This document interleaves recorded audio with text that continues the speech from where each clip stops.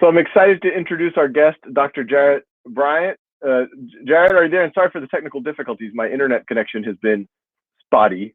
Let's just call it that. Jharrett, No good to see you. worries. Good to see you too, Sal. How are you? I'm doing great. It's been a little while since we saw each other in Houston. Man, might have been a year and a half, 2 years ago, but good to see you. Yeah, no, it's a pleasure to be here. Like I said, I want to shout you out. Like I'm one of your biggest fans. So I've been using Khan Academy since forever. I think you literally taught me calculus when I had to take my teacher certification exam way back when. I had to refresh on some of these difficult topics, and I always had Khan Academy there to help me out. So it's been huge, and I kind of took that with me to my work in HISD.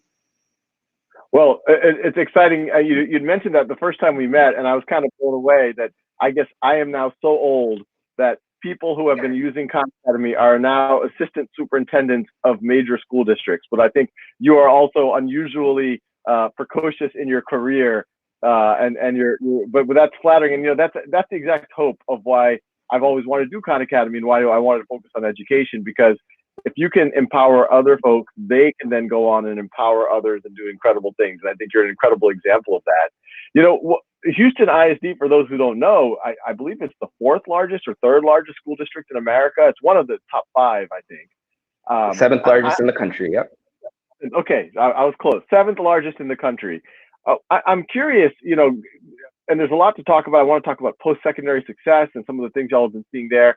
But given the fact that we're continuing through this COVID period, and this has been incredibly hard on, I can imagine, you and your colleagues, how have y'all been dealing with it? Take us through what's been going on for all of y'all and what's been going on for the district since last spring, and how have y'all navigated the crisis?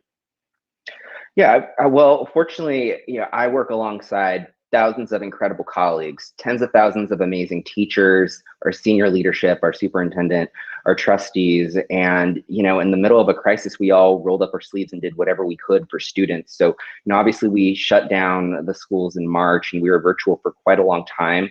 We've transitioned back to in-person learning, but, going virtual in the middle of the spring semester, was really eye-opening for me, because you realize how fragile some of the processes are that exist out there to get our students into higher education. And that happens to be my work in Houston ISD, is focusing on what can we do to get students college credit while in high school? What can we do to ensure that students receive college counseling that's amazing, that's effective, that'll take them to where they want to be, wherever that is. And of course, when you go virtual, that's all in jeopardy. But I will say that the great thing about working in Houston ISD is that we're very forward thinking. We've been thinking about online learning for a very long time, even before my time in HISD, which has been about 8 years. All of our high school students had laptops. We had been talking about what they call the flipped classroom or blended learning, which is a fancy way to say you can use your laptop to study for class before you even go to school. We had been talking about these things for a very long time. As you know, Sal, we're very huge fans of Khan Academy. In fact, we had a series of campaigns over the last few years called the You Khan Do It campaign, or your Khan Athlons, because we really believe in virtual learning and everything that comes with it to supplement what's going on in the classroom. So even though it was challenging for everybody in the country, I would say that it was really, quite the experiment to kind of use all these tools we've been building for years and putting them to the real test, which is making sure that our students are ready to move forward, to go beyond and achieve their dreams regardless of any crisis. And you mentioned one of your focal areas is preparedness for college. What have you seen? I was listening to the radio this morning, and they're talking about studies around the number of kids who are enrolling in college this year is 20% lower than what we see in normal years. And it's disproportionately, I believe the number for low-income kids or kids from historically under-resourced groups is actually at 30% lower rates of college enrollment. Are y'all seeing something similar from the graduates of Houston ISD? So we're looking at that data too. Those are nationwide trends, and there are a lot of reasons for that. More so than ever before, we're hearing on the ground that students are having real thoughts about, do I need to earn money to support my family, or do I go to school? Do I go to a 4-year that's outside of the very large state of Texas, or do I stay somewhere more local, maybe go to an open enrollment college that ultimately will change their entire life trajectory? But we had a lot of bright spots, even in the midst of the COVID pandemic in March. I support a very special program called Emerge, which focuses on our high achieving, low income students, and we work with them to get into highly selective schools. And one of the things that makes that program great is that we invest in these students and we send them all on an out of state college tour. And we had a cohort of students that weren't able to attend an out of state college tour. We had a lot of students that had a lot of anxiety around how are they going to make it to the finish line and get to these highly selective schools that are far away. And for that program, our numbers were unchanged. We had actually a higher percentage of students enroll at highly selective universities all over the country. But that's because we made strategic investments into students that really needed an extra layer of support. But it doesn't always look like that for other districts and schools across the nation. So we're feeling the pain too, but we're really trying to roll up our sleeves and figure out, well, what can we do to change that? Because we want students to have all the options that will help them achieve whatever their life ambition is, whether it's 2 or 4-year college or whatever that may be. Yeah, and on both fronts, kind of the COVID and the getting ready for college front, post-secondary success side, it looks like we have another 6 months of weirdness. I think we're finally seeing the light at the end of the tunnel with hope around a vaccine. How are you at the district thinking about that? What are the conversations you're having, both in terms of how do you keep kids learning? How do you help fill in any gaps for kids that might have been disengaged during the pandemic? And then how do you ensure that y'all continue to beat the national trend of making sure kids aren't dropping out and getting to college? Yeah, I mean, it's a lot of hard work, and I'm just one person that works in a giant orchestra of professionals that are really thinking about how can we make the most of time if that time learning has to be virtual.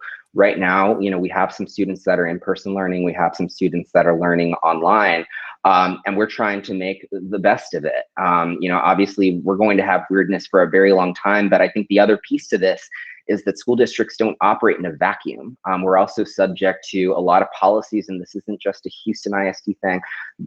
This is a school districts across the country thing, where a lot of districts are wondering, well, how will I get funding if it makes sense for us to be virtual for longer? Or how do I approach whether or not I want my schools open if our counties are saying one thing and other folks are saying a different thing? So it's really a giant, big logic tree to figure out what we're going to do. But I would say that us, like many districts, are really focused on, well, how are we going to make sure that our students are safe? How are we going to make sure that they're receiving the best education possible? And, it's really enthralling being around colleagues that are willing to do whatever it takes, whatever that looks like, to make sure that our students are learning, they're engaged, and they're receiving a high quality education. I do want to give a shout out for things that we've been thinking about for a really long time, well before this pandemic. We've really seen the value in personalized learning to supplement what happens in a classroom. So that's why we entered in a partnership with Khan Academy a couple years ago. We were the first district in Texas to sign on for such a partnership, because we really saw the beauty in what a product like Khan can offer. Not that I'm a Khan commercial, but like I said, I was a kid that used Khan Academy, so I really believed in it, and it's something that I brought into my work. And most of my contemporaries don't have that background. But to date, what's neat is that we give PSATs and SAT exams for free to our students during the school day. So we have a ton of data as to where kids are at. We're able to use that data to personalize their learning experience. This is something that we valued for years. So when it came to put that to the ultimate test, we still utilize tools like Khan. And what's great about our formal partnership is being able to look at the data to see, okay, well, how many minutes are students using the tool? And what we saw unequivocally is that students were using the tool more than they ever had. Even we did all these amazing things. We had our Conathlons and all those things I mentioned for years. But this was something that they needed, and this was something that we wanted to push on them too.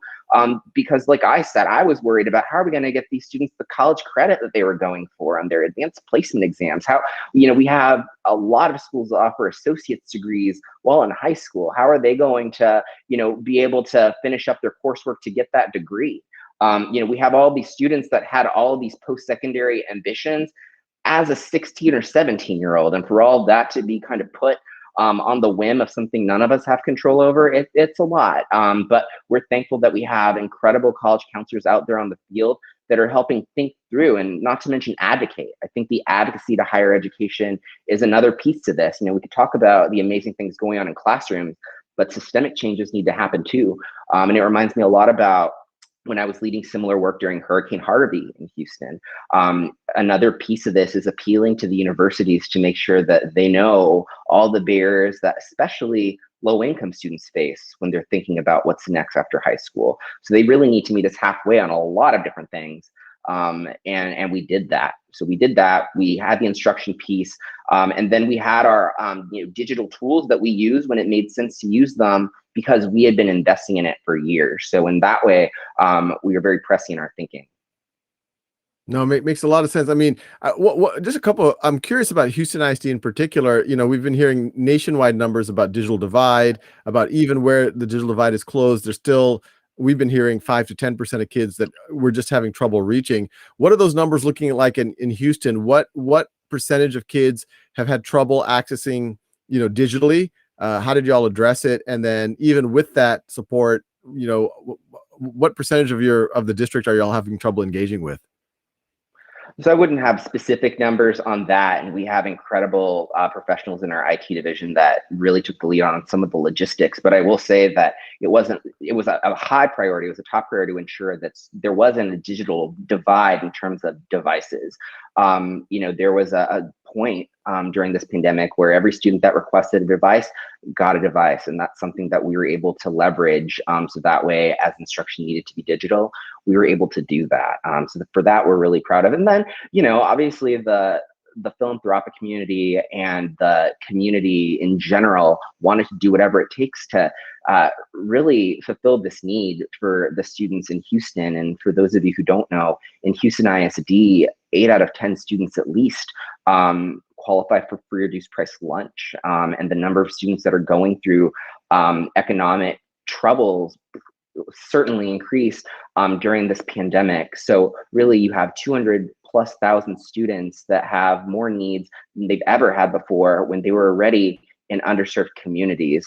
So it was a beautiful thing to see how many organizations, public and private, and the city and other folks stepped in to make sure that we address those gaps as much as possible.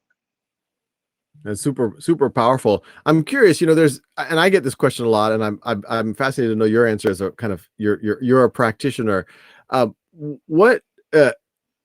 obviously a lot of negatives from COVID. A lot of them are obvious, and there's probably some ones we'll discover. Have there been some silver linings? And do you think there's going to be some long-term implications of what we've just gone through that are going to last well beyond, 2021, 2022, 2023?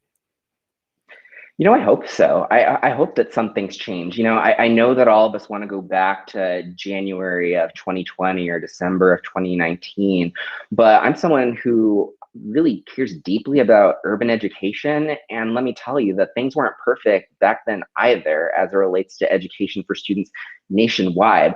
I think, if anything, that this crisis really unveiled a lot of inequity and access to things and made it worse for the students that already got the short end of the stick.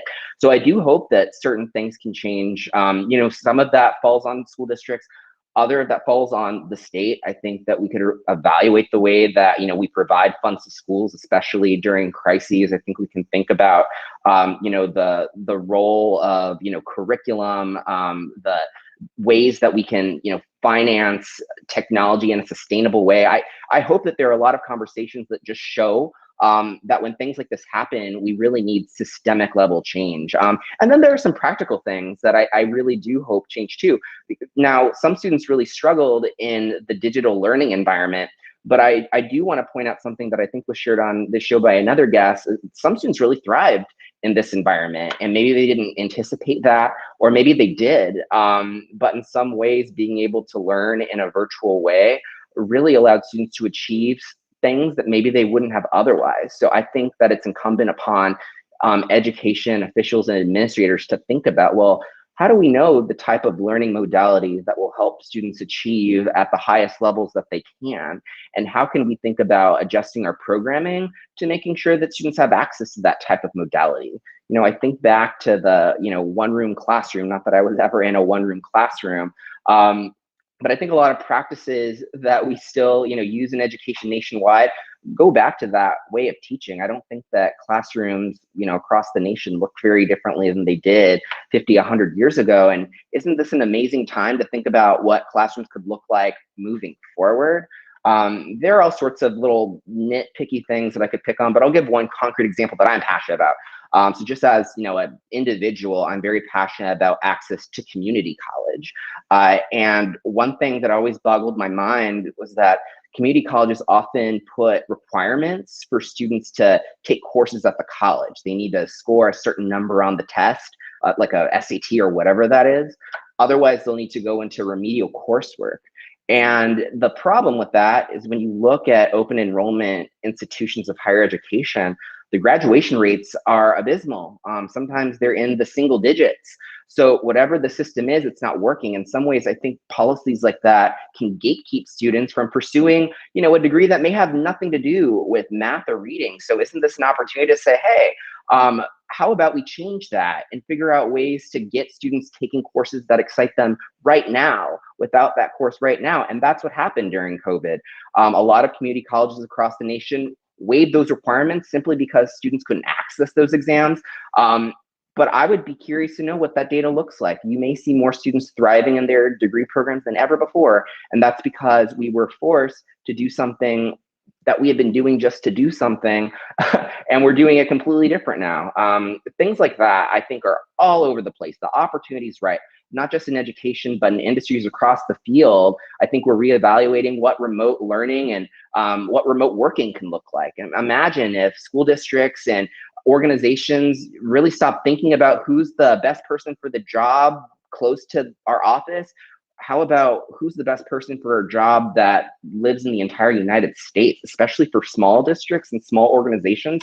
I think that could be game changing. So those are just a couple of examples. I really hope something do change for the better when it comes to our students in underserved communities. That last point you made is actually, I mean, all of those were really interesting points. That last point you made was fascinating because I actually never thought about that. Obviously, a lot of, we as a Khan Academy is actually a distributed organization. We have a headquarters and we're kind of thinking about to what degree, how that will be afterwards. But I hadn't fully thought about that notion that even school districts, which you view as a very local thing, even those might be able to tap talent at a national level. Which could be quite powerful. And some of what you talked about, community college requirements, I agree with what you're saying. It will be interesting to see the data when they waive those requirements. I'm also, one of my pet projects is trying to figure out how we can get kids the credit for things like not even just the remedial work, but the college algebra or that first English language or writing course before they graduate high school. But that we could have a whole conversation on that.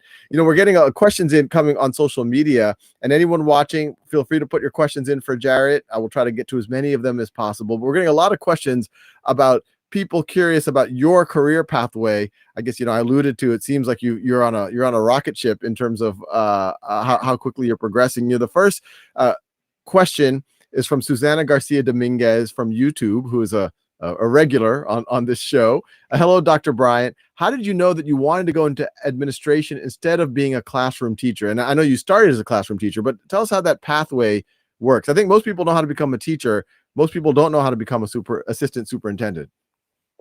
Yeah, I think that's a great question, because here's the thing. I was one of many people that went to college thinking that my only path to success would be to be pre-med or to think of these very conventional things. And I was going to do that. I went to a place where my mother still thinks my only path to success is pre-med. But anyway, sorry, I interrupted. But no, it's fine. But the thing is that I didn't know that my job existed. I did know that teaching existed. I took a course in college that changed my life. It was called Solving the American Education Crisis. And it was about all these inequities that happen in urban school systems that I hadn't thought about. That wasn't my experience. I thought schools were fine. They're not fine. And I felt really compelled to go into a classroom and to experience that firsthand. And then I think the thing that changed the game for me was that I wasn't so much thinking about being in the classroom versus not being in the classroom. I was thinking about what gives me energy. And I would say the turning point for me, because, I did have a lot of steps between, what I do right now and when I was a classroom teacher, but the lesson I learned remains exactly the same. So I was transitioning out of the classroom, and I thought that I'd go off to be, what they call a management consultant, basically put together spreadsheets and PowerPoint decks for a living that are really expensive and really important to some people. But anyway, I met somebody that changed my life because he was founding an organization that really targeted those high achieving students in underserved schools to help get them to highly selective universities like Stanford or Harvard or wherever that is, because those schools get full rides to students who are low income. So anyway, I chose to drop everything that I was doing to make that program work. And I think what I learned from that experience was you need to figure out where you get that energy from. I never felt that energy again, or at least as strongly as when I spoke to the founder of that organization about that special program. But that energy, that feeling of desire, that feeling of wanting to make a difference in this way, I just had to pursue it. And it ended up looking different over the years. I realized that it wasn't so much that particular program I was passionate about. It was really speaking up for the underdogs in society and making sure they get their fair shake and they get resources. So then it looked like putting counselors in all of the high schools. Then it looked like thinking about how do we get as many low-income students as possible to pass an advanced placement exam. Then it looked like, XYZ. But the common denominator is I stopped listening to incredible people that I really admire, because there are still people that tell me I should be doing X and Y, but I always follow my heart. And I know that sounds trite, but I was very lucky that something spoke to my heart. And for the first time, I stopped following my gut and I just did it. And it could have totally failed, but it didn't. And I truly think that that's what made the difference for me. And on the other side of that coin, what are the things that you think you're doing? And I know this is a hard question to answer, but what do you think are the things that you're doing that have given you that success, that have allowed you to be an effective, not just educator, but administrator as well, and for people to recognize that? I think the number one thing is you have to be around people that are willing to take a chance on you. Even if I were to consider different roles in education or whatever it is elsewhere, some people aren't willing to take a chance on somebody that thinks about things unconventionally. It goes back to what I mentioned before. I'm probably one of the only contemporaries in my building that used Khan Academy as a high school student, obviously for obvious reasons. But I've been very fortunate that I've had mentors. I've had an amazing boss who really been willing to take a chance on somebody who maybe didn't have the most conventional background for something, but they saw something, they saw a spark, they saw potential, and they were willing to take a risk. So that's something that I think made the difference for me, was that, I did have somebody who signed off on me taking on, this job. I think I was 25 at the time. And some people would say that's crazy. I recently, I made the Forbes under 30 list, and I finally got some Twitter haters. I felt like a mini celebrity for like a minute. And I saw some of the things that were put out there, and it's like, wow. But I had mentors that really saw beyond what people will say on Twitter and that sort of thing. And they just really believe and invest in somebody. And I wasn't perfect. And I had people that were willing to do what it takes to make me see things that I didn't see in myself. So I value that. I really aspire to be that for somebody one day.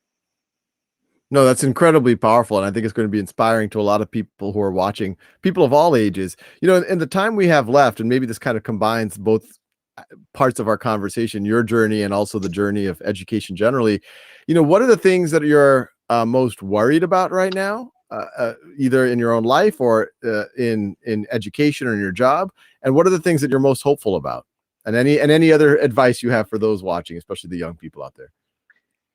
I'll keep it real. I feel I'm a little worried that people are going to really romanticize what it was before this pandemic. I think that we're all really wanting things to go back to normal. And I just hope that we don't overcorrect and go back to the things that really started inequity. Remember, inequity didn't start with the pandemic. It was already there. And that's probably a theme that comes up in a lot of different fields. It really accelerated things that were already there. So the flip side, the positive thing about crises, whatever that may look like, is it's an opportunity to put a shock in the system, to reflect and to do things better. So while I'm very concerned that people are going to want to go back to the way that we did things, including the things that really didn't help propel our underserved, I am really excited about this idea that we'll look at technology differently, that we'll think about education differently, that we'll learn how to operate school systems, school funding, school finance at the state level, even federal policy. There's so many things that I want to advocate for that I don't think people would have listened to for 2 seconds had this pandemic not put it on their radar as an issue. And I know we're running out of time, but maybe next time I can talk about those particular things. So stay tuned, my friends.